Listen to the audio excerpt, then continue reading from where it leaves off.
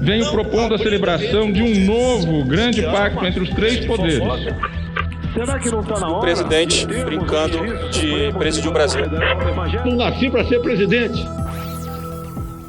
Os Três Poderes, um podcast de Veja.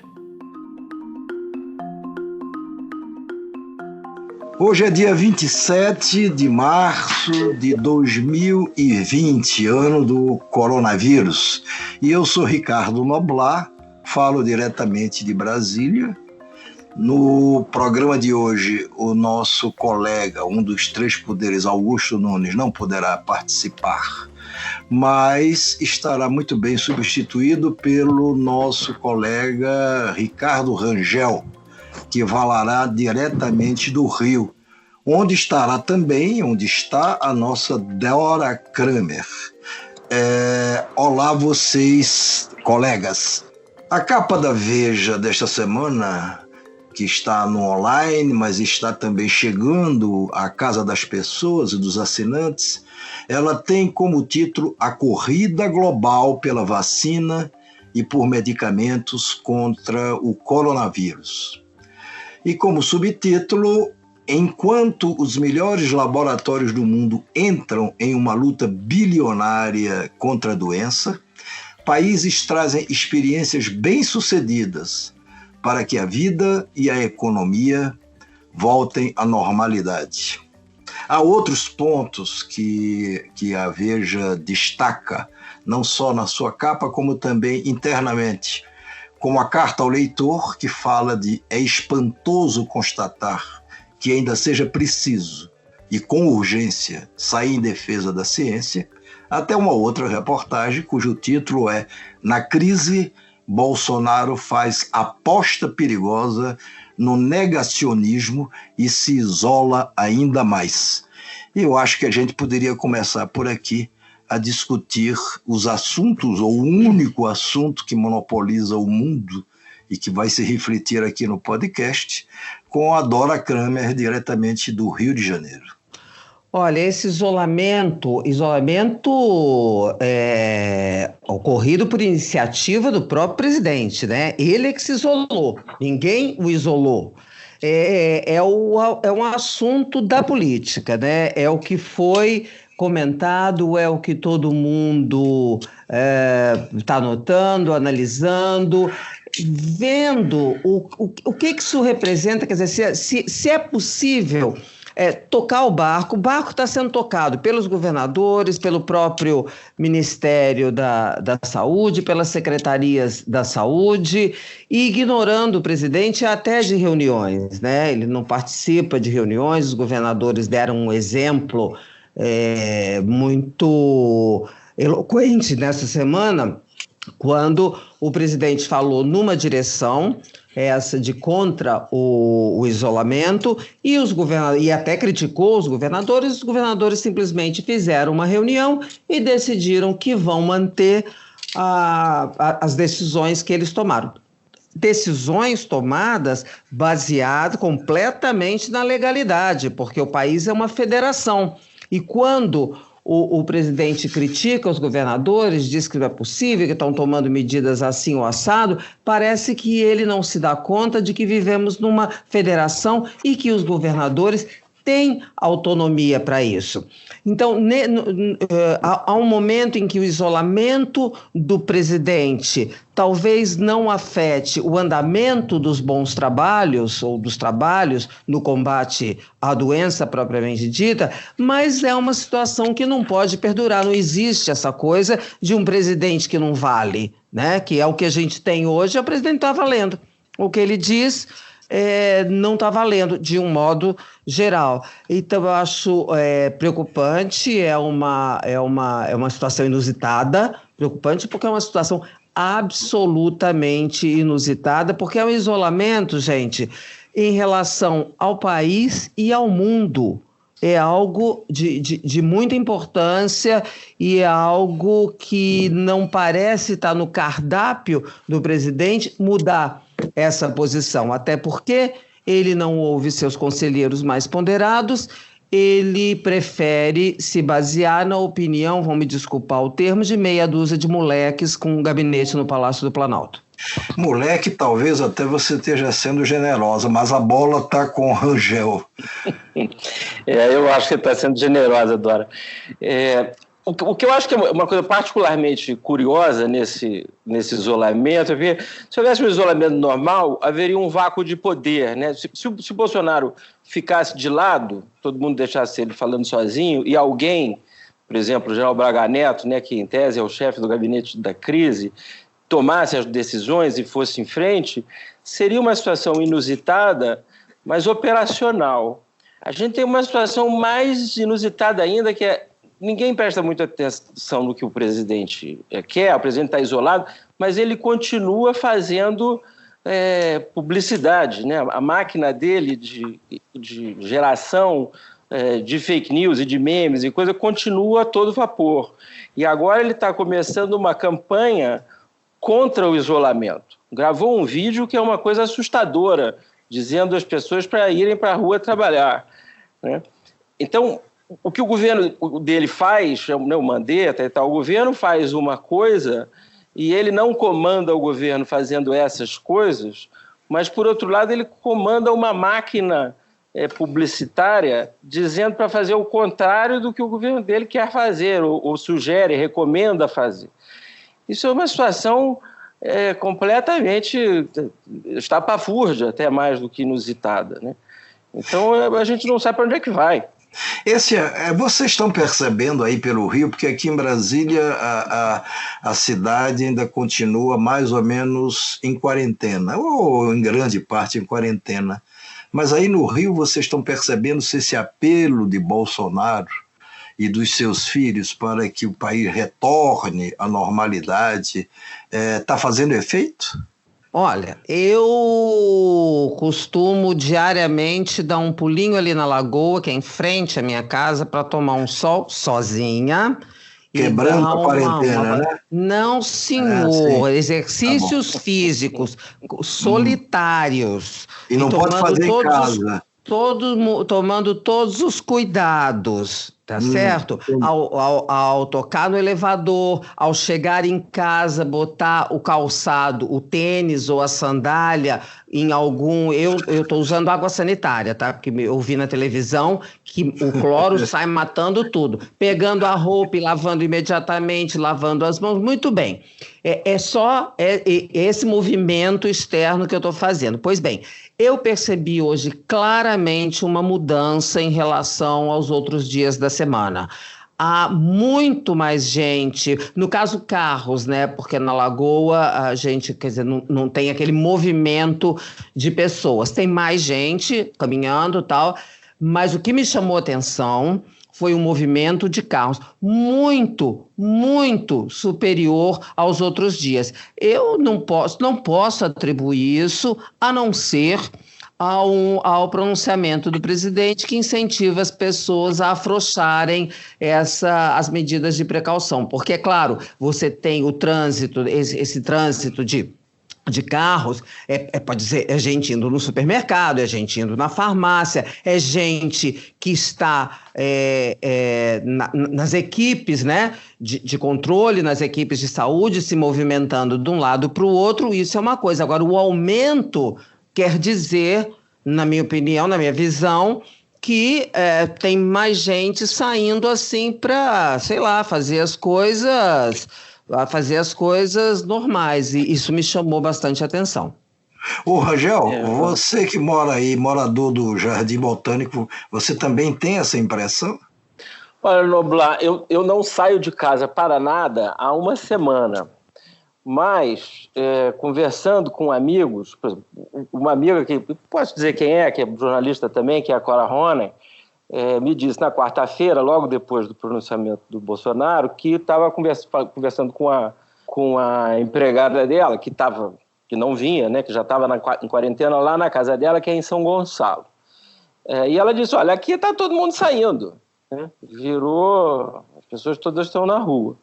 E uma leitora minha me mandou uma mensagem, ela mora em Laranjeiras, aqui no Rio, e ela me disse que no dia seguinte a mudança em relação ao trânsito, pessoas na rua, era enorme.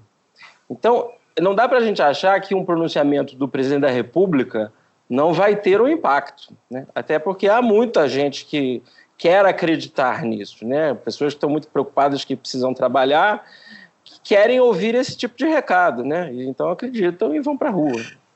O mais espantoso disso tudo, Rangel e Dora, é que isso está na contramão, não é só da ciência, não é só do que está acontecendo no mundo, das providências que estão sendo tomadas em alguns lugares com bastante atraso, que explica a disseminação do vírus por lá, mas na contramão da política oficial até agora, ou até ontem, e que pelo menos até agora ainda não foi, vamos dizer, formalmente desautorizada por Bolsonaro, embora na prática tenha sido, na contramão dessa política de isolamento, de fique em casa, que é uma política que tem fundamentos suficientes para ser mantida por mais algum tempo. Não é nenhum absurdo mantê-la, pelo contrário, você teve até ontem ou anteontem o presidente do México dizendo para os seus governados, não, vão para as ruas, confraternizem,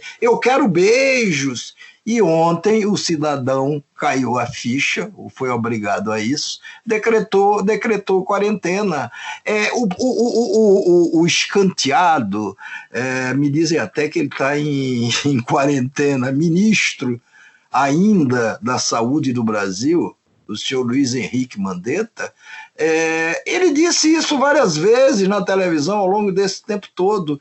E por que ficar em casa? Porque você tem que reduzir o contato social. Esse é o principal caminho para que você tente deter, ou pelo menos atrasar o pico da primeira onda do coronavírus, porque haverá outras ondas. O Pentágono trabalha com alguma coisa como 2 ou 3 ondas. Haverá intervalos entre essas ondas.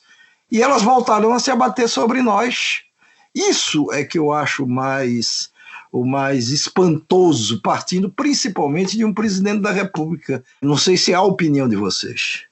Eu queria voltar num ponto que o Ricardo levantou e que eu acho importante, que é essa campanha da SECOM, né? O Brasil não pode parar, que incentiva as pessoas a quebrar a quarentena. Eu tenho uma dúvida aqui, não sei se vocês conseguem responder, se os meios de comunicação estão obrigados a fazer a divulgação desse tipo de campanha, ou se, isolada ou conjuntamente, eles podem se recusar e, ao mesmo tempo, nos espaços editoriais, criticá-la, se for o caso. Quer dizer, o meio de comunicação que não concordar com esse tipo de campanha, ele teria margem, ele teria espaço, ele teria sustentação legal para se recusar a divulgar isso?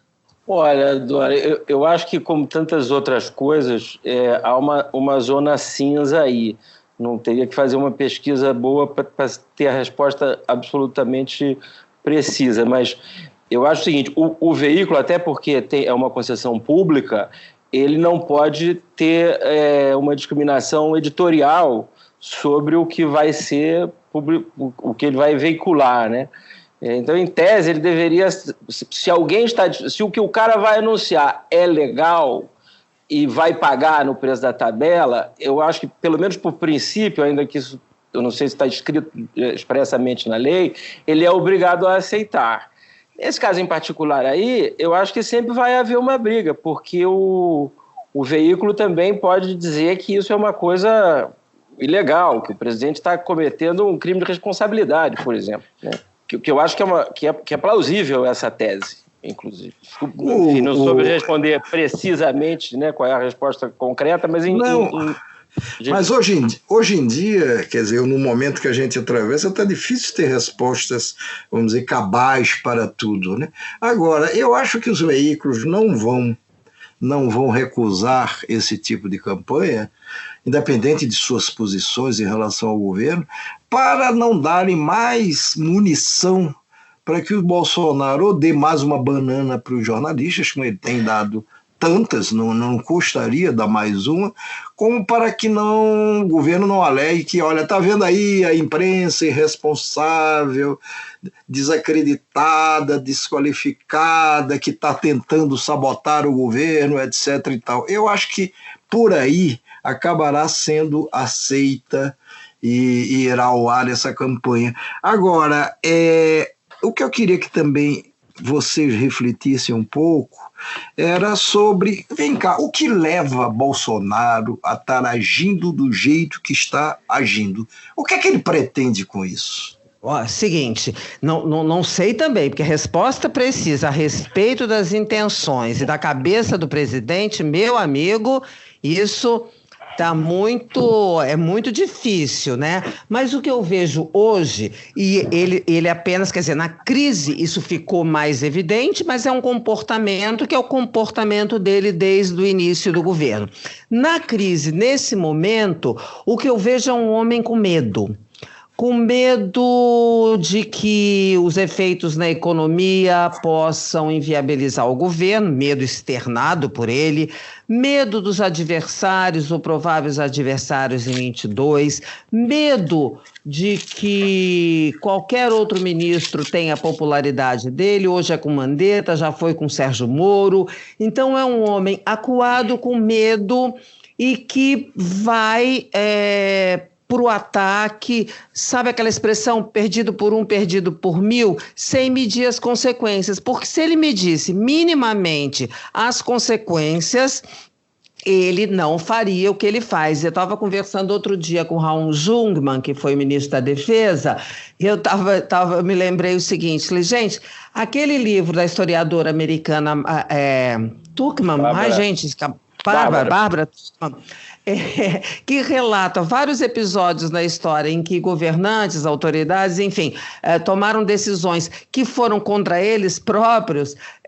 O Bolsonaro é assim, é o personagem mor da marcha da insensatez, né? Porque ele vai ao limite e ultrapassa o limite de algo cuja consequência, até o momento, só tem sido contra ele. Então, aonde que ele quer chegar, eu tenho a impressão que ele não tem um plano de meta aonde quer chegar. Ele atua, como ele não sabe o que fazer do ponto de vista das providências, das coisas, das palavras, as coisas normais, concretas, de bom senso, ele reage feito um bicho acuado, entendeu? Mas, Dora, vai pro ataque.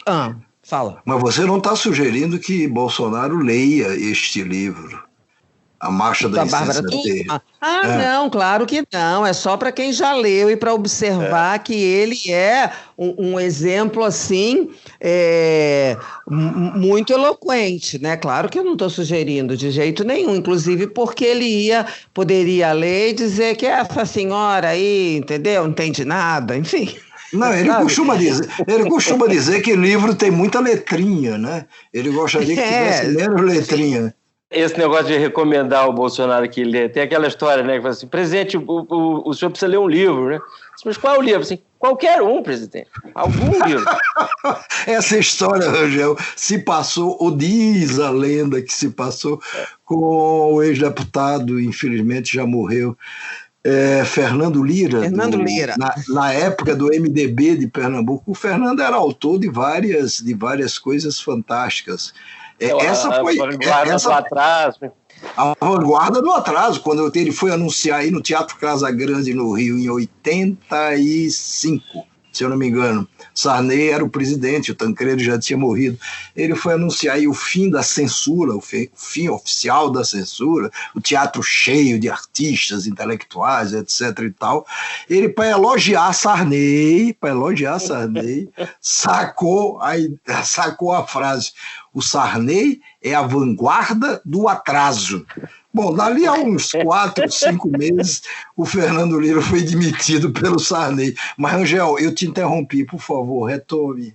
Não, enfim, talvez o Bolsonaro seja a retaguarda do atraso, né, na concepção do Fernando Lira. Pensando bem, é isso. Eu acho que é muito difícil a gente tentar adivinhar o que o Bolsonaro pretende, porque ele não é uma pessoa racional, né? Enfim, tem vários exemplos das coisas que aconteceram recentemente. A mais impressionante talvez tenha sido brigar com o seu próprio partido a ponto de não ter um partido para as eleições, né? Essas eleições agora de 2020. Então é difícil. Mas se eu fosse procurar uma motivação clara, né, um pensamento para o Bolsonaro, seria alguma coisa do tipo: eu vou dizer que tem que acabar o isolamento, mas os governadores vão fazer o isolamento de qualquer maneira. Então vai haver o isolamento e as mortes vão diminuir, vão ser reduzidas, etc. e tal. E aí depois eu vou dizer: olha, não falei que não precisava? A gente criou essa recessão à toa. Então a recessão não é culpa minha, a recessão é dos governadores. Eu acho que ele está sempre tentando ver se joga a culpa nos outros, que é uma característica muito recorrente no Bolsonaro, é tirar o dele da reta, né? Botar a culpa nos outros. Então eu acho que ele tem isso, ele está fazendo uma aposta muito forte de que não vai haver mortes, de que, enfim, se houver a flexibilização, aparentemente ele está querendo mesmo fazer a flexibilização, e que não vai haver mortes, né? É uma coisa irracional, porque a Itália fez isso e todo mundo sabe no que deu, né? Não, o prefeito de Milão ontem reconheceu, isso é espantoso também, isso é incrível, reconheceu que cometeu um erro grosseiro ao bancar recentemente, ao patrocinar uma campanha publicitária dizendo: olha, Milão não fecha nunca. Resultado, fechou, mas depois que o coronavírus se disseminou por ali. Eu acho que tem mais coisas aí por trás dessa decisão do Bolsonaro de desautorizar na prática a política até agora ainda oficial do seu próprio governo e de apostar nisso. Eu acho que ele não aposta só em um número reduzido de mortes ou de infectados, para depois dizer: eu não disse que não era necessário nada disso, as pessoas voltaram para as ruas, o país voltou a produzir e, no entanto, o número não foi tão grande. Eu acho que ele aposta num conjunto de coisas. Essa, seguramente, é uma das razões, a de não termos tantas mortes. Acontece que, primeiro, o coronavírus aqui, essa onda, eu gosto de usar essa imagem que já usei, eu acho que no último podcast, é como acontece com o tsunami. O mar primeiro recua muito, aí as pessoas que estão ali na praia ficam olhando aquilo sem entender. Agora até já entendem de tsunami, mas sem entender. Aí daqui a pouco vem a primeira onda, mas ela só se torna gigante quando ela bate na areia, e aí, meu amigo, já é tarde. Eu acho que o Bolsonaro aposta também no seguinte: jamais se saberá exatamente o número de infectados ou de mortos aqui e também em alguns outros países, porque isso pode ganhar uma velocidade incrível, vai levar ao colapso do sistema de saúde, como está levando em vários países, como já levou, e aí você perde o controle simplesmente dos registros. Depois, ainda tem uma coisa que os cientistas brasileiros, ou alguns deles, estão começando a desconfiar, que o nosso sistema de registro, primeiro, já não é tão confiável assim, pelo menos é o que eles dizem, alguns desses cientistas. E segundo, que está havendo um achatamento proposital do número, para que jamais se venha a saber, isso pode ser teoria conspiratória, eu não acredito, jamais se venha a saber de fato o que aconteceu. Eu não sei se vocês têm esse sentimento também ou não. Hein, Dora? Olha, sobre essa subnotificação, isso até as autoridades assumem, eu só não sei, e aí tendo a não, acho que não sei se eu não quero, ou, enfim, acreditar de que isso seja um plano, sabe, de muito bem urdido, né? A subnotificação, pelas falhas até de funcionamento do sistema, o inusitado da pandemia, que todo mundo sabe, há muito mais casos do que são notificados. Agora, quantos? E em que medida essa subnotificação pode prejudicar? Porque também não sei qual é a dimensão dela, Noblar. ela existe, mas eu não sei qual a dimensão e não quero acreditar que seja um plano, porque não vejo assim, a vantagem objetiva que haveria nesse plano de se esconder os dados. Ora, para que não apareçam dados tão alarmantes ou para que não se atribua mais ainda do que se pode atribuir a ele, vamos dizer, um número gigantesco de casos. Mas, Noblar, aí o plano é o seguinte, tinha que ter muita gente nesse plano, comprometida com esse plano, entendeu? Aí eu acho que eu não sei. Veja, eu acho que vocês devem ter visto as queixas, se eu não me engano, na edição de hoje da Folha de São Paulo, dos secretários de saúde, sobre o atraso demasiadamente escandaloso do envio de determinados equipamentos, respiradores, máscaras, uma série de coisas, que o ministro Mandetta da Saúde tinha prometido para os estados. E aí a resposta do Mandetta numa teleconferência ontem para esses secretários foi o seguinte: mas vocês não mandaram os endereços dos hospitais? Olha, primeiro, os secretários reafirmaram os endereços dos hospitais que seriam contemplados com esses equipamentos. Os endereços estão aí no Ministério há mais de 15 dias. E aí ficou aquele bate-boca, não se chegou a uma conclusão ou se afrouxou de um lado para o outro. Diz, Rangel. Não, tinha uma matéria na Folha que sugeria exatamente que o governo estaria boicotando São Paulo e Rio, que são os estados que têm governadores mais ativos e que estão tendo um confronto maior, né? Não é impossível acreditar nisso, especialmente depois que o Mandetta ficou nessa coisa de tentar compor com o Bolsonaro, né? Porque você não pode nunca tornar descontente o Bolsonaro, porque senão, enfim, é sempre uma coisa horrível, de ceder e fazer esse tipo de coisa. Não é impossível. Os hospitais já estão com problemas. Eu tenho amigos médicos que estão, enfim, porque você começa a ter falta de equipamento não só de respirador para salvar a vida do paciente, mas falta de equipamento para o médico se proteger. Os médicos são grupos de risco.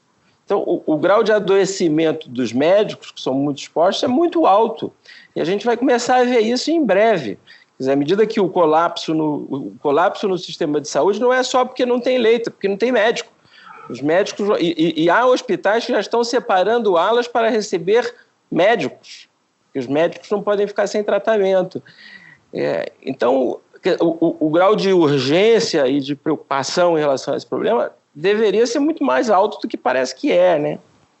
Diga-se a favor do Mandetta e dos seus auxiliares que eles, desde o começo, alertaram o país que haveria, sim, em determinados momentos, um colapso do sistema de saúde, porque é isso que aconteceu e que está acontecendo em vários outros lugares. Agora, isso é uma coisa, é inevitável. E aí a estratégia do governo, pelo menos do Mandetta e da sua turma, é de retardar esse colapso. Agora, não mandar equipamentos, tendo os equipamentos, não mandar porque não teria supostamente os endereços dos isso hospitais, é uma loucura, né? Aí é uma loucura completa. Uma loucura. Até porque você telefona e pede, não tem quer me dar o endereço, não fica esperando chegar. Eu me lembro de um fotógrafo da Veja, na época daquele incêndio no Joelma, eu acho que é Joelma o nome do prédio, pegou fogo, muita gente pulou lá de cima, morreu, que chegou para o Guzzo, que era o diretor da revista à época, e surpreendido pela notícia, o fotógrafo, o chefe da fotografia, chegou e disse: Guzzo, mas eu não tenho um único fotógrafo para mandar para lá. Aí o Guzzo disse: e você é o quê? Esse fotógrafo não teve vida longa na revista. Agora, o Bolsonaro também, eu acho que ele aposta em outras coisas. Por exemplo, ele aposta na coincidência já admitida, já divulgada pelos técnicos do Ministério da Saúde, a coincidência de repente, o pico do coronavírus, da primeira onda do coronavírus, se dá na mesma época, como vai se dar pior que isso é uma tempestade perfeita, vai se dar na mesma época em que haverá o pico da dengue e o pico da, qual é a outra doença, da influenza. Entendeu? Então sempre ficará essa coisa meio nublada, pelo menos permitirá discussões e pontos de vista contrários. Não, foi o coronavírus que matou ou que internou tanta gente. Não foi a dengue. Não foi a influenza. Mas quando tiver colapso no sistema de saúde, todas essas doenças vão matar, e o infarto também vai matar, o derrame vai matar, acidente de automóvel vai matar, asma vai matar, porque não tem hospital. Então uma porção de gente que não morreria vai morrer. Né? Você acha isso também, Dora? Olha, eu concordo, acho que é isso que está colocado, né? O problema, como tem repetido todas as autoridades, todos os médicos, é não fazer com que o sistema de saúde perca completamente as condições de atender, seja infectados pelo coronavírus, seja pessoas com outras doenças. O presidente Sarney disse hoje, porque é um absurdo você querer separar as coisas, quer dizer, não, temos que salvar vidas e salvar a saúde de pessoas, principalmente não só idosas, mas aquelas que são mais vulneráveis. Separar isso da recuperação da economia. Então o Bolsonaro está apostando na recuperação da economia e pouco se ligando com a vida das pessoas. Eu também acho que ele está pouco se ligando com a vida das pessoas. Sinceramente acho, e pode ser um ponto de vista até do qual eu me arrependa no futuro. Agora, ele me parece que está claramente... Ele perdeu o passo na história, ele perdeu o bonde da história. Ele não acreditou no começo que poderia virar uma tragédia, como era óbvio que viraria em toda parte essa nova pandemia. E quando ele se deu conta disso, ele já tinha perdido o passo. Ele poderia, mesmo assim, ter dito, olha, gente, é o seguinte, eu estou vendo, a saúde não é só a política que é como uma nuvem, que você olha para cima, agora está de um jeito, daqui a pouquinho está de outro jeito, de outra forma. Não, isso às vezes acontece também na saúde. Portanto, vamos juntos, etc e tal, como líder, chefe de Estado, minha responsabilidade é salvar não só vidas, mas a própria economia. É o que os outros países estão fazendo. Ele não fez isso, ele chegou ao ponto de ontem dizer que o brasileiro era uma coisa que tinha que ser estudada, porque era capaz de pular dentro de um esgoto, sair e nada acontecer com ele.